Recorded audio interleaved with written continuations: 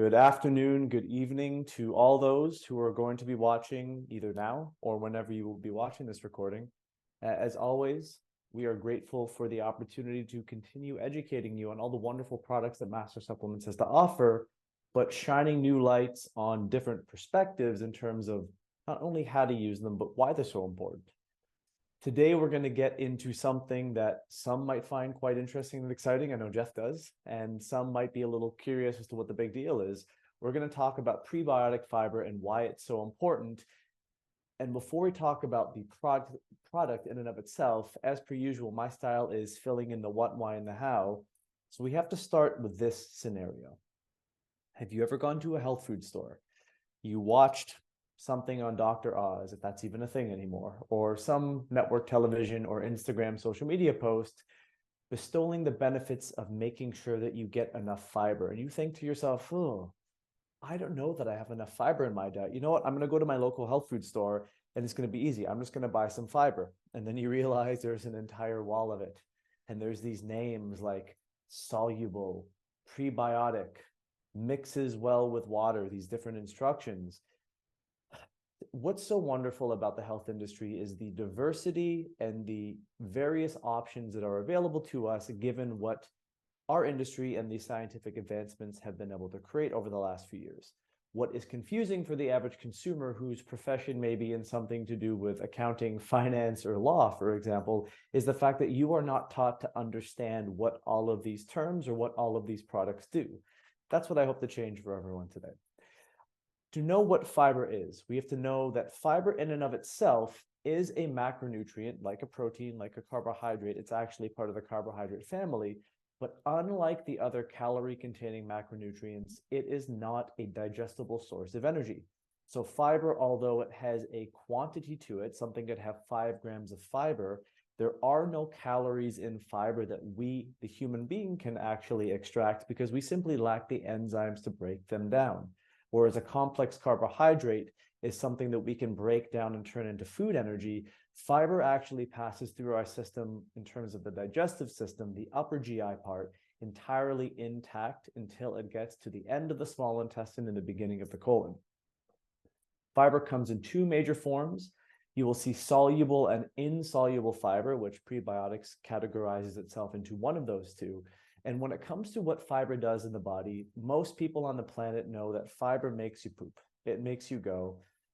And even that statement isn't actually absolutely true. Fiber does play a major role in bowel function and bowel motility. So in some cases, someone who has a lack of fiber in their diet may be experiencing some sense of constipation, but an excess of fiber without adequate amounts of water can also cause something similar. Fiber in and of itself adds a bulking agent to stool, and it adds an ability for the body to stick various compounds that have been chemically detoxified in the liver, sent into the bowel, and excreted when they're attached to bile. That's one thing that fiber does in addition to helping to regularize or enhance regularity of normal waste removal. But fiber plays a very specific and very important role within the health of our microbiome, in addition to helping influence satiety. So when people are chronically craving things like sugar and carbohydrates, increasing the quantity of fiber in a meal or using supplemental fiber in conjunction with a regular meal can help ward off those hunger cravings. And one thing that fiber does really well, both food-based and supplemental fiber, is it helps slow down the rise of blood sugar after a meal, which if someone is eating a very high glycemic meal, their blood sugar shoots to the roof and then it drops like a ton of bricks because of insulin and the action insulin has in the body, leaving them very fatigued. Fiber can slow the entry of blood glucose or sugar into the bloodstream after a meal and help regulate energy metabolism because it slows down that speed of digestion. So what is the different kind of fiber we're talking about? What is soluble fiber and what is insoluble fiber? Well, fundamentally, there are 2 different structures of indigestible carbohydrate. The main difference is soluble fiber, hence the name, has a solubility to it.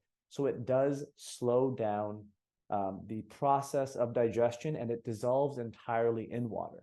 So this is the one that helps to add a sense of satiety, and most foods have a combination of both soluble and insoluble fibers in them to some degree, less or more. Insoluble fiber, which is the roughage, it's the classic example of fiber that we think about that helps us move our intestines, acts more like I call it a wire brush for the colon. And that may sound very painful, but it's a very gentle wire brush. Let me not paint a very negative mental picture. Insoluble fiber is more something like a metamucil. It does not dissolve in water. It becomes more gelatin-like, and it helps to add bulk and binding capabilities to the stool. So it sweeps things through the digestive system to make sure that our bodies are regularly removing waste and forming optimal stools when we do have a bowel movement. I do want to say that when it comes to fiber as nature intended, we should get our fibers primarily from our diets. There is a diversity of different kinds of fibers and various ratios of those fibers in all of the plant kingdom. So if someone is getting an adequate serving or a few servings of fruits and vegetables on a daily basis, and they are rotating through those foods on a regular basis, they're likely getting their base 25 to 35 grams of fiber that's recommended on a daily basis, given who you are and how much you actually need to eat. What I will say when it comes to specific kinds of fibers is not all fibers are tolerated equally based upon the person. What I mean is someone may actually feel totally good on a vegetarian diet with lentils and chickpeas, and then if you give someone cruciferous vegetables, they have a big, bowl of broccoli, they could look 6 months pregnant shortly thereafter. Depending upon the person, their digestive capabilities, the makeup of bacteria in their microbiome, and what they have been habitually feeding themselves, fiber can be quite agitating or in some cases aggressive in terms of the experience that someone has. So I do suggest if you do not eat a high fiber diet, the central message here isn't to run out and jack your fiber and take up the 60 grams a day.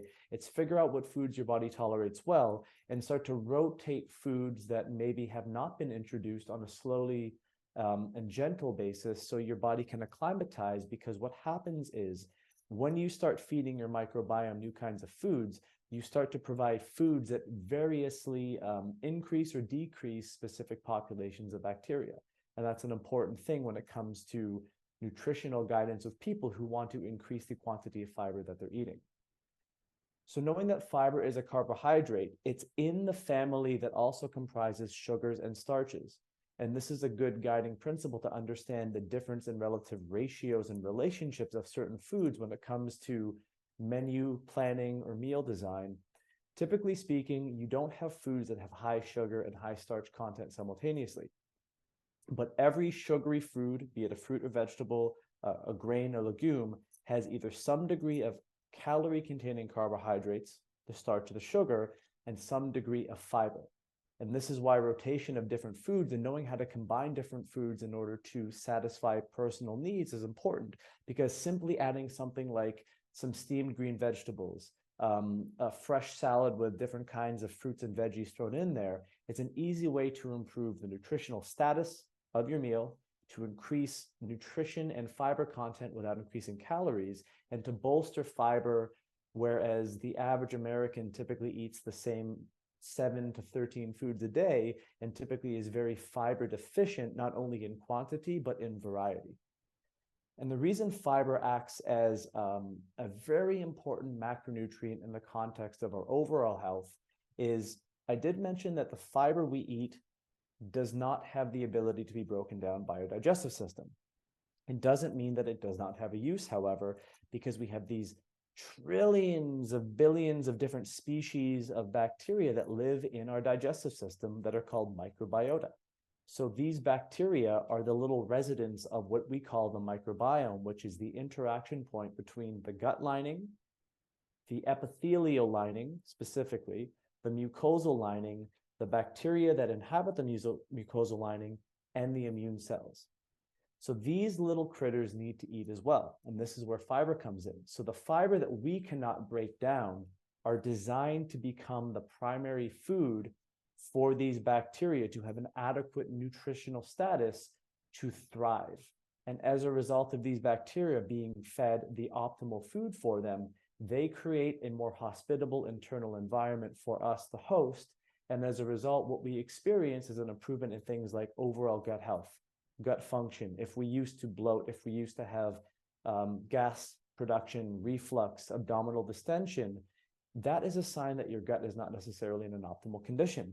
And when the internal environment of the gut is not optimal, for example, it's too alkaline, we can promote the growth of things like fungal overgrowths and parasitic infections because the terrain in our gut is optimally suited for something that is not a hospitable organism to us. But if we feed our microbes the right foods and we promote the optimal internal environment, we can become more resilient and potentially push off some of those likelihoods of infection, providing this is a regular thing we experience in our lives. And the reason it's so important to adequately get optimal amounts of fiber is that we have this physical barrier called the mucosal lining. And the mucosal lining's main purpose is twofold. First and foremost, it is the home for the bacteria to inhabit. So the bacteria actually live and inhabit the outer layer of the mucosal lining, and they call that home. Providing the bacteria have an adequate space to inhabit, and the mucosal lining is thick enough, it keeps the cells of the digestive system physically separated enough from the bacteria so there's not a nasty interaction. A nice analogy here is if you didn't have a fence in your backyard and you didn't like your neighbors, anytime you went out back and saw your neighbors there, it would be a tense situation. The same thing happens within our digestive systems. Our microbiome is meant to live in a state of symbiosis where the bacteria, the mucosal barrier, and the cells of our digestive system have found this understanding that they're not to interact with each other too closely to create a happy environment. If we undereat fiber, what ends up happening is the bacteria that live in our gut start to feed on the mucus that they call home. And as a result of that, the mucosal layer thins.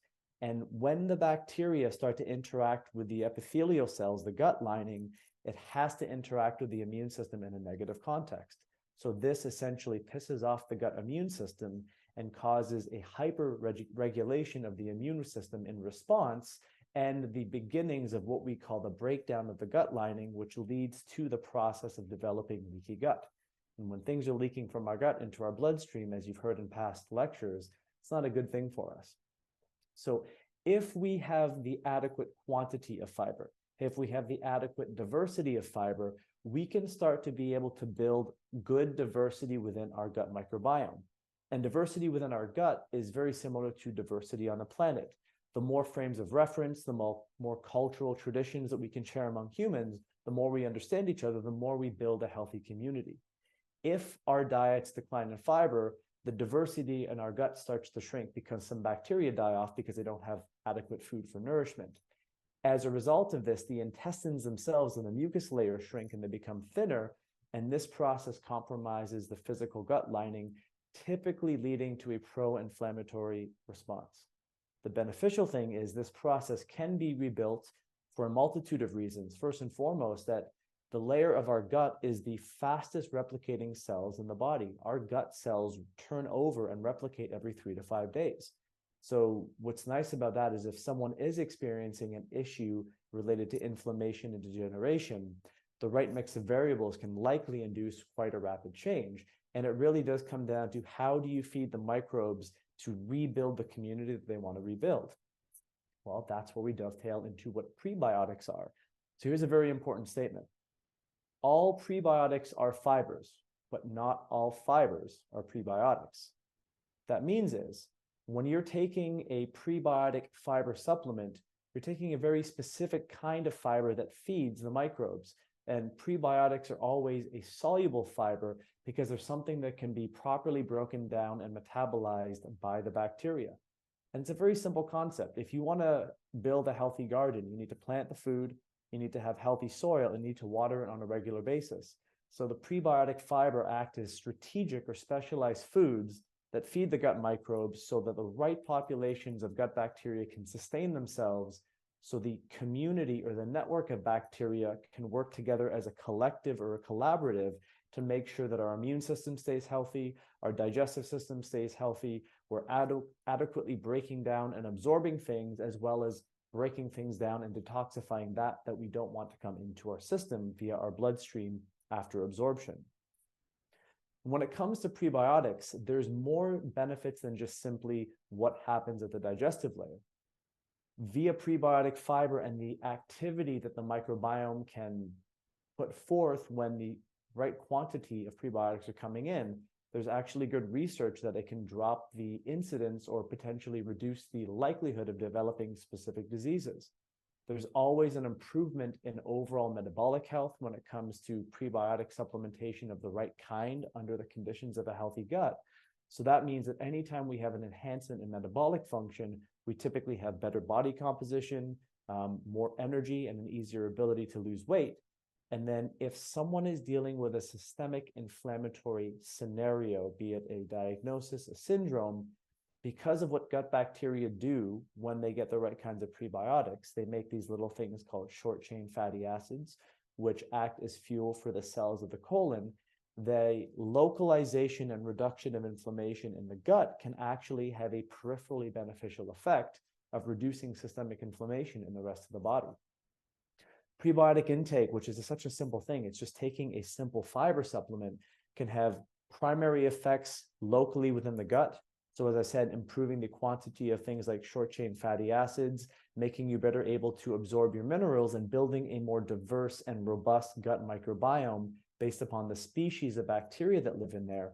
But what that does is it actually makes it harder for pathogens. And when pathogens are mentioned, I mean disease-causing or inflammation-promoting bacteria to reside, because they get crowded out because the network is so strong. Another analogy is, if you have a very closely knit neighborhood, if someone comes into the neighborhood hell-bent on causing chaos, the neighborhood will bind together and kick that person out. And as a result of that, the intestinal pH in this example means that the neighborhood is an optimal neighborhood suited for healthy interrelations between the populations. And that's what the gut needs in order to maintain a healthy bacterial makeup. It needs to have an optimal intestinal pH that's slightly acidic to prevent things like parasites and fungus from moving in. The other beneficial thing that prebiotics do is they help to feed the direct keystone strains of bacteria that we want to promote in our guts. So when we're taking probiotics like Theralac and Trubifido and various other probiotics that contain either lactobacillus and bifidobacterium or bifidobacterium only or Truflora, we're providing the seeding of the bacteria that can reside in the gut. And they do adhere, and for some period of time, they become temporary residents of your digestive system. But it's the offspring and the promotion of the growth of other keystone strains of different kinds of bifido and lactobacillus that we want in order to create a healthy gut. And it's the specific prebiotic fibers that these bacteria need. So you could take all the probiotics you want in the world, it will do some degree of benefit. But to get the full benefit of what happens in the microbiome, you need to pair prebiotics together with probiotics. And this doubles down on these production of short-chain fatty acids. And from a systemically beneficial perspective, if you look at the bottom there, improving glucose tolerance and insulin secretion, down-regulating the inflammatory response, lowering the risk of things like cardiovascular disease, and to that I will add all other chronic degenerative diseases, reducing fat mass, reducing body weight, stabilizing the glycemic response, which means making sure your body is better able to regulate and manage blood sugar responses. All of those things together make a more metabolically healthy human.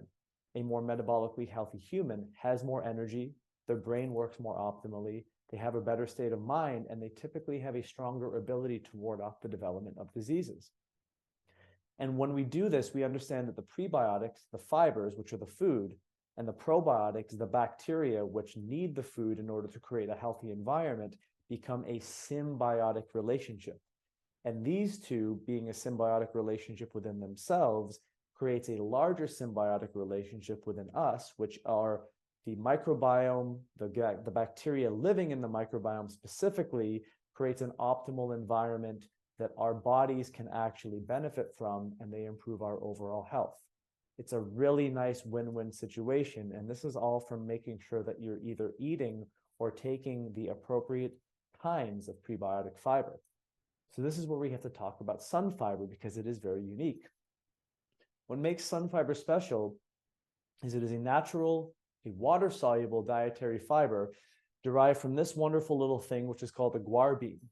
And as a result of the fiber that's present in there, you can produce a product called a partially hydrolyzed guar gum, which is fun to try to say 5 times fast, which is a fiber that has the ability to hide in absolutely anything and everything you put it in. So its characteristics as a supplement, not only does it improve digestive health, but the experience of either consuming SunFiber or how SunFiber is utilized is quite amazing because it has what's called a low viscosity. So unlike an insoluble fiber supplement that becomes this horrible gel substance you have to convince yourself to swallow, the fact that it's low viscosity and has a high level of solubility basically means it dissolves in water to the point where you don't even know it's there. And it has a neutral taste, so even the most picky clients won't even know that it's necessarily in something you're sneaking it in. This is a really good way to supplement your husbands or your children who may not be as into this stuff as you might be. And the many benefits, as I mentioned, it's something that you don't have to suffer for, because typically speaking, when we think of healthy foods, we think of things that don't necessarily taste so wonderful. How they make SunFiber is a very natural process. After the guar beans are grown, they're naturally dried, and to some degree, the fiber in them is physically extracted. And then there's an enzymatic conversion process, which essentially takes the dried guar bean, isolates the partially hydrogenated guar gum, hydrolyzed guar gum, see, even I have a hard time saying it, and the extracted powder of that essentially is bottled into the SunFiber that you may be using already or hope that you start using after this. So even the process is very natural, and it doesn't use any harsh chemical extraction processes whatsoever. What's so wonderful about it is it can be added to a variety of different foods, beverages, so you can put it in baked goods if you make baked goods for your family. You can stir it into yogurt, you can add it to soups or sauces, and none would be the wiser. And it's a really nice way to increase the soluble fiber content of your meals if you do have picky people in the house. The nice thing is the fact that it's 100% soluble, it makes it almost invisible. So to even the most discerning people, and there's none of the negative consequences of the nasty experience that most people assume taking something like a fiber supplement or a greens powder has, with only the benefits that come as a result of it. The one thing that is worth mentioning is if you do have children or adolescents who are young athletes, most young athletes in the world of sport think about supplements to improve muscle mass, to improve performance, workout intensity, but all of the things that I mentioned as a benefit have a compounding effect for an athlete, and most athletes never think about the health of their guts or fiber as a supplement that will actually make them healthier and therefore a better athlete. SunFiber has received the LGC, which is essentially the leader in ban and impurity substance testings, approval as an LGC informed ingredient certification.